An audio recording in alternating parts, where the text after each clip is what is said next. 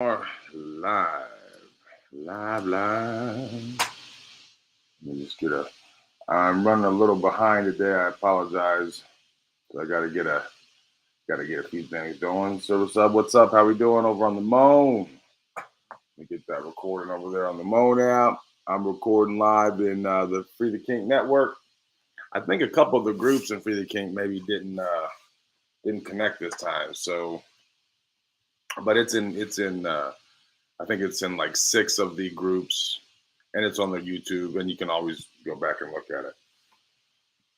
Ooh, we got coming in the Moan. Dianthus, what's up? Service up, of course, is what's going on. English Nasso, Jimbo, Sissy Lands. How we all doing? If I mess anybody's names up, that's my bad. Y'all forgive me. So tonight I'm talking about um, honorable leadership. This one was important to me because I try hard to be an honorable man, and let me tell you something. I fail at that a lot. No matter how hard I try, at the end of the day, you always look at yourself in the mirror and you ask yourself, did you get there today? And some days I'm like, hey, you did pretty fucking good today. And some days you're like, damn, you're a real piece of shit, bro. But uh, in my life, I am in a leadership role in virtually every area. I own multiple businesses. I have lots of employees. Um, I have friends and family, and everyone that's in my circle. The House of Ashling, anyone who is tied to it in any way, anyone who is a member of the House of Ashling, anyone who works for an Ashling business, because all my businesses are owned by my house, you know, they all look to me as the leader, as the guy with the vision. And in order for me to always try to keep on top of things, I mean, some days when I can't walk 10 feet without getting, like literally every 10 feet, fire, put it out, 10 feet, fire, put it out. And, you have to think about those things and how are you responding right, ethically and honorably. So the things we're going to talk about tonight, literally, if you're in leadership, whether you're talking about a dynamic or in business or in just life or as maybe a parent or this or that, these things come into play.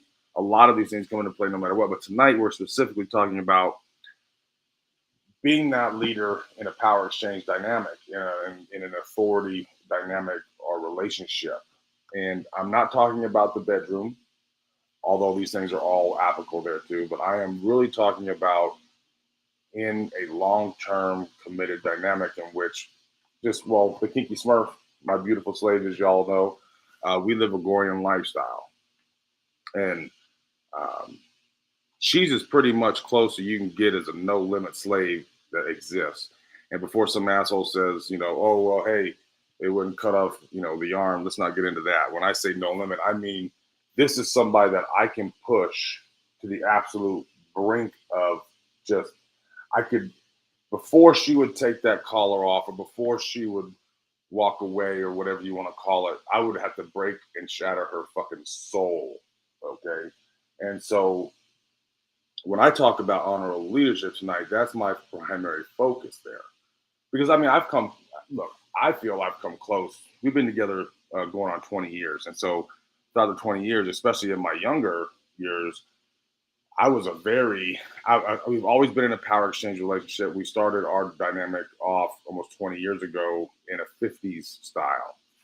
And I can tell you that as a young man, I was irresponsible as shit to be in a position to be trying to lead another person and figure out who the hell I was at the same time. And I know that I have pushed the Kinky Smurf to the absolute brink at times. And that's one of the things that I want to talk about the most this evening, because if you are in a power exchange relationship where someone is given all to you and you're responsible for all, it is really important that you think about those decisions and you think about, how far are you pushing? Are you are you being ethical when you're considering what your actions are causing for that person, your charge, the person you're responsible for? And let me give you some examples, right? So The Kinky Smurf obviously helps me with my businesses, right? I mean, that's my slave. That's free labor. So of course I'm going to use that. There are times between the businesses, between my needs as just her husband and as a man, between the needs of our 7,000 kids, the fucking dogs, the house, and then of course my slave probably serves everybody who is in our house, in the house of Ashley, and she takes care of a lot of people, y'all. Some days I look and I think to myself, I have to, because she'll never say anything. I have to really look and say, damn, man, you're stretching her real thin. You know, you're really taking advantage of the situation in a lot of ways. Is how I'll look at it. You know, and so that is what drives me, because I can be very difficult and I can drive everyone that's within my circle knows that there are times when I push so fucking hard, because we all have big goals. You know, no one that's, I don't allow people inside my personal circle that isn't striving for the fucking moon. Okay. So, I don't deal with anybody other than those types of people. And it's really important that we are always pushing, always on, always going. But at the same time, I have to make sure, am I pushing those people too hard? Am I pushing my slave too hard? Because she won't say anything. She'll just keep grinding, you know. Personally, I can ask for a lot. I mean, I want to, look, no one's perfect. There's no such thing as being perfect, but the pursuit of perfection is important to me. And so you add all those things together, you guys could probably see it's probably fucking chaos. So I think it's really important. I'm going to go over some things that I know that for me, for just self-awareness is very important. I have to understand that I'm a very strong and powerful force in the life of my people. But I have to understand that I have weaknesses that really drip over and, affect those people around me. And one of my weaknesses is pushing everyone in my circle way too hard. Okay. My values and my beliefs are all extremely important to me. But at the same time, and they're important to the people around me and they're important to my slave. But at the same time, part of that belief system it just has to be, am I doing the right things for her? Right. I know that she lives to serve me. Because I mean, on a serious note, if I'm at home, I travel a lot, especially right now. But if I'm at home and I make my own cup of coffee, she thinks that she's done something wrong, and she's on her knees like, Master, what happened? What I do? She lives to serve. Okay? She's as natural as a submissive person as you can get, and I have to remind her. Look, you were busy doing something, and I wanted a cup of coffee. I could have waited, or I could have pulled you from what you were doing, or I could have just walked my big ass into the kitchen and poured myself a cup of coffee, which is what I did. You didn't do anything wrong. It's an example right now. I have my slave running a project for me, and she holds herself to such a high standard of hitting the goals and the things that I'm asking her to do, and then it's like, here, give me an example. Okay, it was a rough day for her at work today. She was doing this project for me, and then on her way home, so I was on the phone with her. As soon as she hit the door, you could hear the fucking chaos erupt. Okay, from the offspring, and I have offspring that live in my home from 19 all the way to 11 months, and it just erupts like a volcano. Okay, and right now, look, she just joined. Right now, I can assure you that she probably just got the youngest one down, and now she's going to jump back over and go back to work. But she does that for me. That's not for her. Look, there's something that I love. We all understand that enthusiastic, informed consent is important. Okay, but the enthusiastic part comes, I think, on a whole, because you're not always going to be enthusiastic to serve. I can assure you that yesterday morning, this morning when I got up and had to get up and leave the house at 4:30 in the morning, so she had to get up at 3:50 to get up and do the coffee, make the breakfast, make sure that all the bags were completely ready. She didn't wake up and say, "Oh fuck yeah, it's 3:50. I gotta go do a thing." No, she does it because she loves to serve me and she respects me.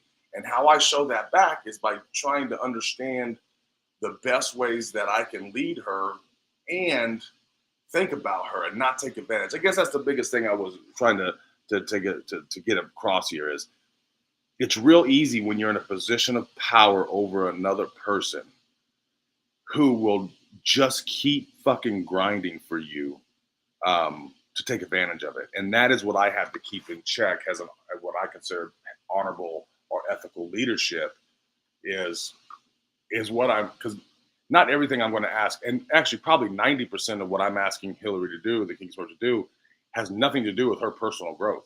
She'll gain some growth from it because of experience, but it's usually to benefit me or a business of mine or the house. It really isn't a direct growth for her, right?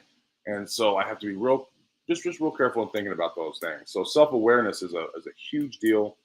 Um, to be a good honorable leader, I think that you have to have a clear vision, and I think that you have to have clear goals. You have to be a real effective communicator. And when I say that is everybody processes information differently. You don't have to be, some kind of super fancy, highly educated, know every word in the dictionary communicator. I mean, is you're able to get your vision and your goals across to that individual in a way that they completely understand it and they buy into it. Because without buy-in, okay, that's so important. Without buy-in, you're not going to get there. So clear visions and goals with effective communication, trying to lead by example, modeling the behavior that makes you worthy of people listening to you, following you, working for you, making sure, my slave serves me like, I'm gonna be honest with you, she's way more than I fucking deserve. I know that. So I have to work on being worthy of that in my own mind. Okay. I'm, clearly for her, she thinks I'm worthy because she keeps doing it.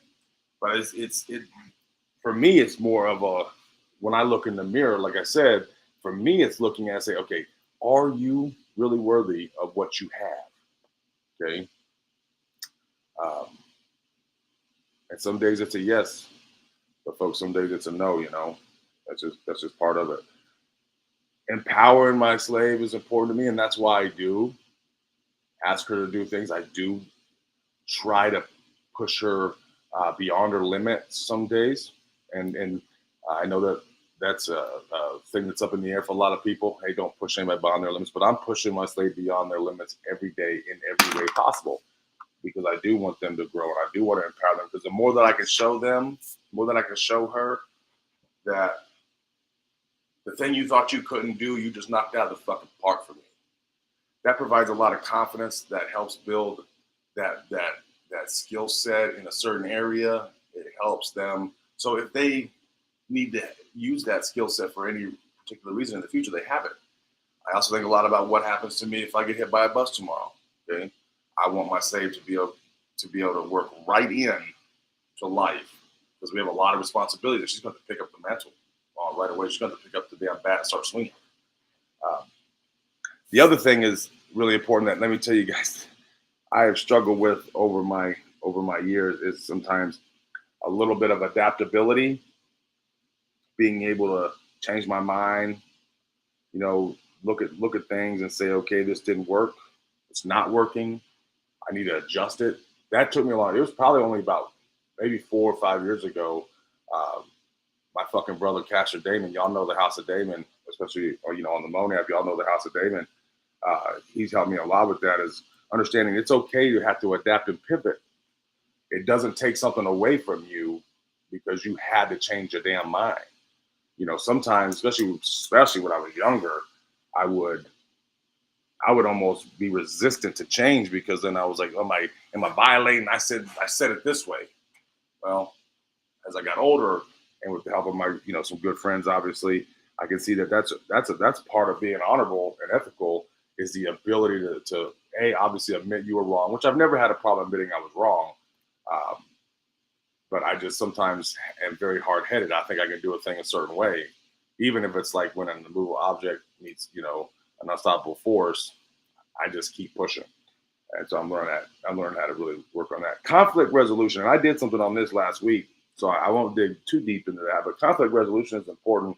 Um, Being able to really understand a situation and de-escalate. Sometimes, man, I don't de-escalate the situation real good. I want a thing a certain way, or I've said something, and the slave might reach out and question me, or something like that, and I just, man, sometimes I just lose my shit. But let me tell you, when you lose your shit and you lose your emotions, you're not controlling that. You're not leading now. You're just fucking thing. You're just making the situation worse. And even in my case, I know that it's hard for me to speak to a lot of folks because I don't have to deal with a lot of certain things. But even in my case, where my slave's not gonna start yelling at me. She's not gonna start disagree with me. She'll just yes master, get on her knees, and I have to be able to read her and see. You know what? She's doing that, but that's not. There's other feelings, and you start digging out, and then you realize, look, this all could have been avoided if I were to choose a little bit better conflict resolution tactics, found out, took the time, calmed down, checked my own emotions at the door, keeping your people that you're responsible for, keeping them motivated. Keeping them motivated is important, and it's not always easy to do, right? Because especially if you're pushing, if you're making them do a lot, and they're beyond their comfort zone all the time, it's really not going to be easy to keep motivated. So you got to find ways to keep motivated. And one of those ways, I believe, as a leader, is not being afraid to get your hands, obviously, in the dirt with them, but show them that you care, show them that you understand what they're going through, and I think a lot of times, just a little bit of acknowledgement goes a real long way for people. Just a little bit of acknowledgement that hey, I see you. I mean, it can be as little as that. I fucking see you. Now keep back, get your ass back to work, but at least stopping for that. Continuous learning. That's probably the biggest thing you can do to be a good leader, good dominant. You know, always be learning, always checking, always looking for. I mean, look, I've been blessed to come across a couple really great mentors in my life. Without them, man, I'd be in some, so I think, some pretty deep shit. And so finding people that you can look up to, who have earned that, you respect, and they've earned your respect too by you watching them and how they act and how they speak and their philosophies. So I mean, don't just follow anyone blindly, right? Make sure that the people that you look to for advice, the people that you look to help guide you, you can really respect them. I don't know where I'd be, without some of the folks in my life, to be honest with you. Resilience, man, you got to be resilient as hell to be a good leader. Okay. And you have to not only be tough and resilient to the outside forces of the world, but to yourself, because you're going to have to really, you're going to have a lot of setbacks. You're going to have a lot of challenges, and you have to maintain a positive attitude. And again, this is my beliefs, folks. You don't have to agree with me. You could think, I mean, look, honor for one is subjective to a lot of people. Okay. Honor is subjective based on belief systems, cultures, all kinds of things. So you could disagree with every fucking thing I'm saying this evening, and that's cool. But I want to make it clear that these are just my personal thoughts. This is just the ramblings of Mac on a Tuesday night. Okay, but I know for a fact that life is nothing but setbacks and challenges. And if you don't try to keep a positive attitude, if you can't pick your own self up off the floor, I don't need anyone to pick me up. That's my job to pick myself up, because I got to hold my team up. That's how I look at it. Okay. Being aware of the things that are around your team and their outside life. When I say team, I do mean your team. Is part of my team. She's a key player on my team. So being able to see what outside forces are hitting the people that you're responsible for, right? Taking some time out. Okay, I will say that. Taking some time out to forget about all of the um, to forget about all the responsibilities, all the needs. Taking just that some intimate time with your person you're in a dynamic with. These things are really critical, and I've done a shit job at that. I mean, the slaver I either won in the last, I guess, 14, almost 15 weeks, 13 weeks, somewhere in there, haven't even took a day off and spent no time, really one-on-one with each other. And that'll wear thin on you. So remember to take that time. And I'll need to take some of my own fucking medicine this evening. I try to have a strong moral compass, what I believe is moral things, and what I believe is ethical, and what I believe in ethical, and what you believe in ethical are probably, some things might be right together on the same, and then some things may be totally different. But when you read a lot of things too about leadership, you'll hear them talk about fairness. There is no fairness in life, really. Life's not fair, but you can be honest and transparent with each other. You can be honest and transparent, and give the proper feedback, and give the information, and just be honest about, look, this isn't going to be fair, but this is what I need. That's just how it is. um, be willing to adapt and evolve. That's probably the biggest thing that I've had to learn, and I said that earlier, but that's how important it is to me. All right, let me check the. I've been rambling for about 20 minutes. Let me go ahead and check some. Maybe I haven't missed anything more. Let's see. Go to the top. One thing I hate about Restream is I can't see who's commenting. I mean, I know probably who this is, but I would call bullshit. Yep, absolutely. I know where you said that at. If someone said they weren't making mistakes, I think that's what you were talking about. Someone said bad example. My bad. You didn't get what I was saying. Let me know in the comments, and I can try to answer it. You can always, by the way, if you're in Free the Kink, you can, any of our groups, these are live on the wall. You can always comment down in the comment strings, and I will answer them. It may take me a few days sometimes, but I will get there. Okay, so everything I think on the Facebook has been answered. Let me check the old moan. While I'm doing that, if you're listening to this now or in the future in the Free the King Network, and you're not on the Moan app, you need to get over there. That Moan app is cool. It's audio, you know, and I won't lie. The app itself, like, there isn't a whole lot of like really great features yet. They're coming, but the community over there, the people there are just fucking awesome. All right, total chaos makes great component. I try to avoid chaos as much as possible. I try to bring order to chaos, man. That's why I do what I do. Oh, they talking about us. We are talking about you, Bougie. Damn right. It took a toll on my last relationship. It's why just couldn't get time together. Yeah, Diane, if you can't make time for each other, it's going to eventually, it's going to get you. It's going to get you. I'm lucky to have a good slave who understands that right now I'm on the road 89, 95% of the time. When I say I'm on the road, I'm gone. I'm home one day a week right now in some cases. Some cases I'm only home every other week. And then when I get home, it's just all work all the time. So yeah, it can be rough. It can be rough. All right. There's no other questions. I'll let you go. I won't keep y'all hostage. I got another one coming up on Thursday about rituals. I'm getting a little better trying to get these on a regular routine, even though sometimes it's not always easy to do. Tonight I was running really late, and so I know I was a little unprepared. Y'all could tell I was a little unprepared this evening. I thought I should have been home back here at the apartment about an hour ago, and I really pulled in at like 5 till, like, shit, I got to get this ready. But we can continue this discussion in the future. I think there's a lot more that needs to be talked about here. All right. Thanks, everybody. Again, I really appreciate it, and I'll talk to you all soon.